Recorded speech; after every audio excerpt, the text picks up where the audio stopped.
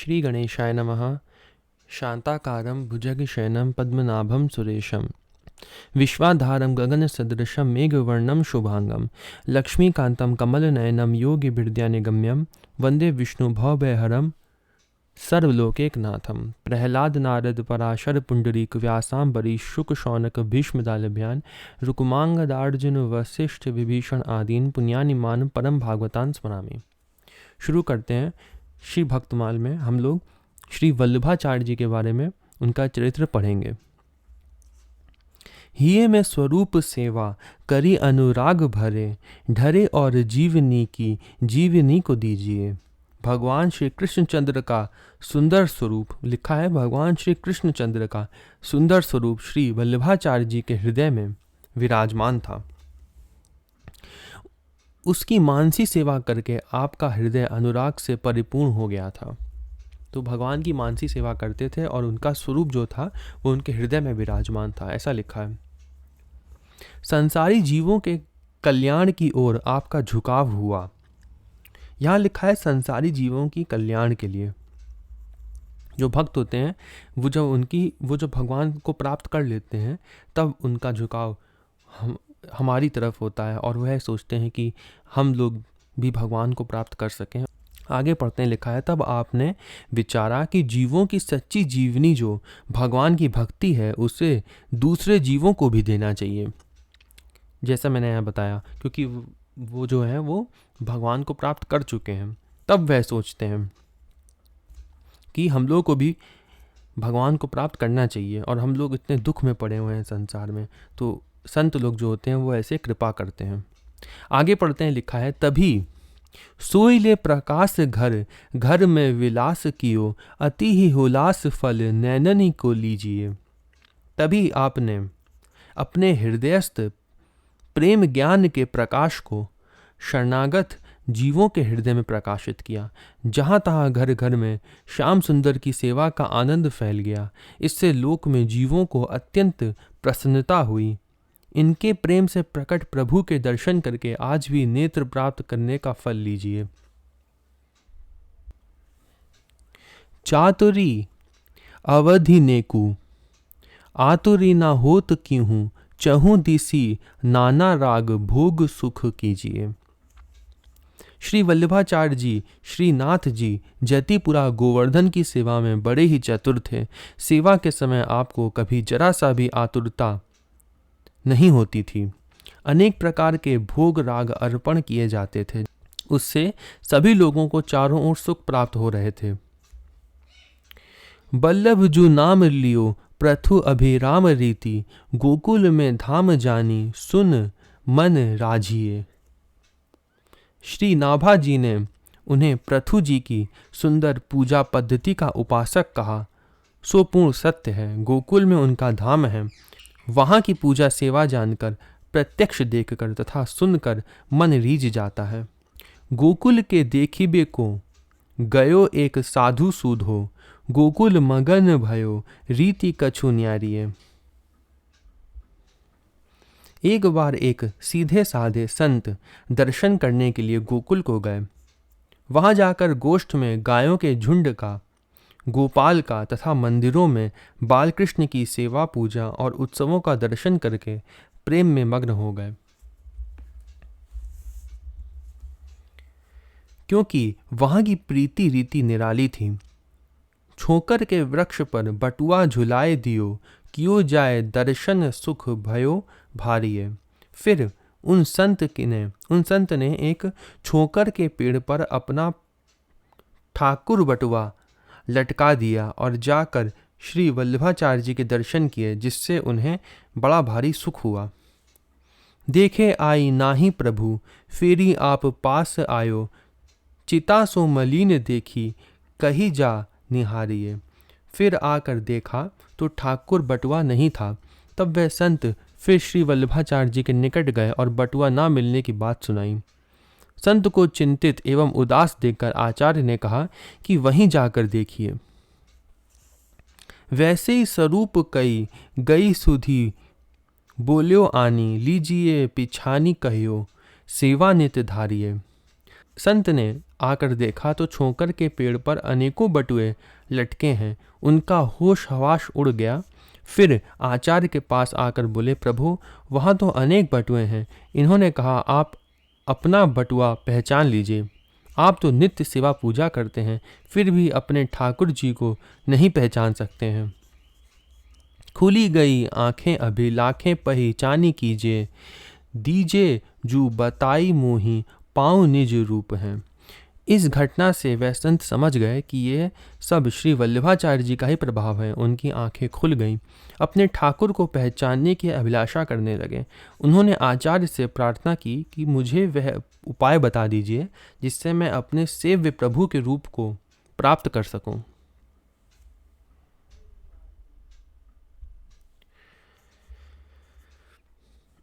कहीं जावो वाही ठौर, देखो प्रेम लेखो ये, लिए भाव सेवा करो मार्ग अनूप है।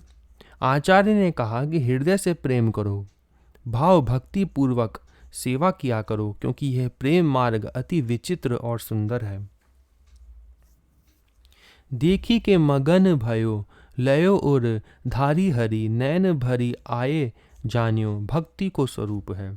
आप वहीं छोकर के वृक्ष पर जाकर देखो। इस बार आकर उन्होंने देखा तो केवल अपने ही ठाकुर जी दिखाई पड़े। तब तो ये अति आनंदित हुए। उन्होंने ठाकुर जी को हृदय से लगा लिया।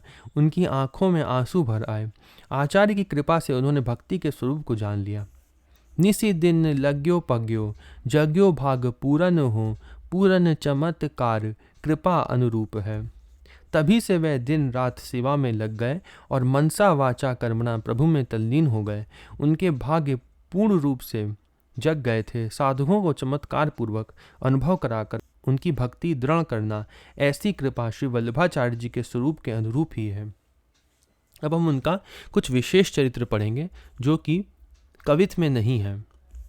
लिखा है, दक्षिण भारत के कांकरवाड़ नामक ग्राम निवासी भारद्वाज गोत्रीय तैलंग ब्राह्मण यज्ञनिष्ठ महापुरुष श्री यज्ञ नारायण जी के कृत संकल्प 100 सोम यज्ञ के फलस्वरूप 7वीं पीढ़ी में पिता श्री लक्ष्मण भट्ट और माता श्री इलम्मा गारू देवी के कोख से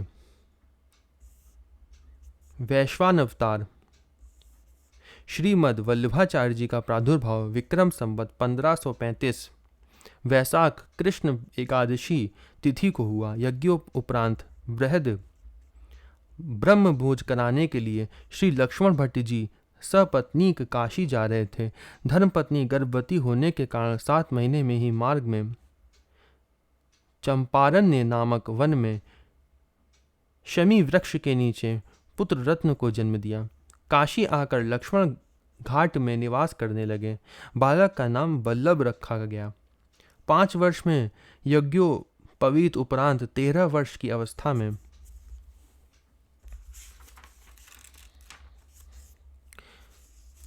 संपूर्ण वेद शास्त्र आदि का अध्ययन पूर्ण हो गया। श्री विष्णु चित्त प्रभृति वैष्णव आचार्यों से भक्ति का शास्त्र का अध्ययन किया। विजयनगर के राजा कृष्णदेव जी के यहाँ शास्त्रार्थ में भक्ति सिद्धांत का प्रतिपादन करने पर बहुत द्रव्य मिला, लेकिन उसे विद्वानों में ही वितरित कर दिया। सर्वसम्मति से जगत गुरु आचार्य एवं महाप्रभु आदि की उपाधियां प्राप्त हुईं। यहीं पर श्री रुद्र संप्रदाय के आचार्य श्री विल्वमंगल आचार्य जी ने श्री कृष्ण कर्णामृतकार श्री विल्वमंगल जी दूसरे हैं। ये वाले जो हैं यहाँ पे ये दूसरे लिखे हैं। तो जो ये थे कौन, श्री रुद्र संप्रदाय के श्री विल्वमंगल आचार्य जी ने प्रकट होकर श्री वल्लभाचार्य जी को अष्टादशाक्षर श्री गोपाल मंत्र की दीक्षा देकर सांप्रदायिक रहस्य एवं श्री विष्णु स्वामी जी के सिद्धांत का उपदेश किया तथा अनुग्रह मार्ग पुष्टि मार्ग की भक्ति के प्रचार प्रसार का आदेश दिया। यहाँ लिखा है भक्ति के प्रचार प्रसार का आदेश दिया। गुरुदेव की कृपा प्राप्त करके तीर्थ यात्रा करते हुए पंढरपुर पहुँचे। श्री पंडरीनाथ जी ने आपको विवाह के लिए आदेश दिया। श्री वल्लभाचार्य जी ने कहा कि आपको पुत्र बनना पड़ेगा। संसार में आसक्ति ना होकर आप में ही प्रेम बना रहेगा। काशी में काशी के पंडित श्री देव भट्ट जी की कन्या महालक्ष्मी जी अक्का जी के साथ विवाह संबंध हुआ। काशी से चरण आद्री, चुनारगण तथा प्रयाग, अड़ैल आदि ग्रामों में निवास करते हुए ब्रिज गोकुल में निवास किया। तत्पश्चात गिरिराज यतिपुरा में श्री श्रीनाथ जी की सेवा का विस्तार किया। वर्तमान में श्री श्रीनाथ जी नाथ द्वारा राजस्थान में विराजमान है। एक बार जगन्नाथपुरी में श्री चैतन्य महाप्रभु जी को साक्षात श्री जगन्नाथ भगवान का स्वरूप मानकर आपने अमनिया भोग अर्पित किया। आपने एक सज्जन के श्री शालिग्राम जी एवं श्री विग्रह में भेदभाव को दूर किया। यथा समय आपके दो पुत्र श्री गोपीनाथ जी एवं श्री विट्ठलनाथ जी हुए। ब्रह्मसूत्र पर अणुभाष्य एवं भागवत के दशम स्कंद पर सुबोधनी टीका लिखी। आपकी 84 बैठकें प्रसिद्ध हैं। अनेक शिष्यों में श्री परमानंद दास जी, श्री सूरदास जी, श्री कृष्णदास जी एवं श्री कुंभन दास जी आदि परम भागवत प्रसिद्ध हैं। श्री अवधूत दास जी आपकी कृपा से परमहंस वृत्ति को प्राप्त करके श्री श्रीनाथ जी के ही स्वरूप को हो गए थे। कभी कभी परमहंस जी के भोजन करने पर श्री श्रीनाथ जी तृप्त हो जाते थे। ताम्रपर्णी के तट पर मृत्यु निवारणार्थ स्वर्ण पुरुष का तुला दान होने पर डर के मारे ब्राह्मण लोग दान नहीं ले सके। तब स्वर्ण पुरुष के 1 अंगुली दिखाने पर श्री वल्लभाचार्य जी ने 3 अंगुली दिखाकर अर्थात त्रिकाल संध्या का संकेत करके दान लेकर आपने सभी ब्राह्मणों को बांट दिया। चित्रकूट में श्री वाल्मीकि रामायण का पारायण किया। स्वयं भगवान श्री राम ने प्रकट होकर आपके द्वारा अर्पित केलों को ग्रहण किया। जीवन की अल्पावधि जानकर संन्यास के लिए धर्मपत्नी से अनुमति मांगी। स्वीकृति न मिलने पर एक दिन घर में आग लगी। पत्नी ने कहा जल्दी घर से निकल जाइए। इसी को अनुमति मानकर गंगा तट निवासी श्री नारायणेंद्र तीर्थ स्वामी से विधिवत त्रिदंड संन्यास ले लिया। पूर्णानंद नाम रखा गया। अनुरागी भक्त की महिमा एवं संत सीत की महिमा का बहुत अनुभव था। श्री हनुमान घाट काशी में निवास करते हुए विक्रम संवत 1557 आषाढ़ शुक्ल तृतीया के दिन गंगा स्नान कर भगवत ध्यान करते हुए सधे गोलोक धाम को प्रस्थान किया। यहाँ पे एक उपदेश लिखा है जिसका अर्थ है कल्याणकामी पुरुष को ग्रह का सर्वथा त्याग कर देना चाहिए, परंतु यदि वह नहीं छोड़ा जा सके तो श्री कृष्ण की सेवा में ही उसका उपयोग करना चाहिए, क्योंकि श्री कृष्ण सर्व अनर्थों को दूर करने वाले हैं। श्री कृष्ण की सेवा सदा करनी चाहिए। मानसी सेवा सर्वश्रेष्ठ कही गई है। चित्त का श्री कृष्ण में अत्यंत तन्मय होना ही वास्तविक सेवा है। और हम लोग ने पहले भी पढ़ा था कि इन्होंने बताया था कि भगवान की कृपा विनम्रता आदि गुणों से होती है। वल्लभाचार्य जी का चरित्र यहीं पे समाप्त होता है। अगली वीडियो में कुलशेखर जी और श्री लीलानुकरण एवं श्री रतिवंती जी के बारे में पढ़ेंगे। फिर उसकी अगली वीडियो में हम लोग जगन्नाथपुरी जी के संत और श्री कर्माबाई जी के बारे में पढ़ेंगे। ओम नमो भगवते वासुदेवाय।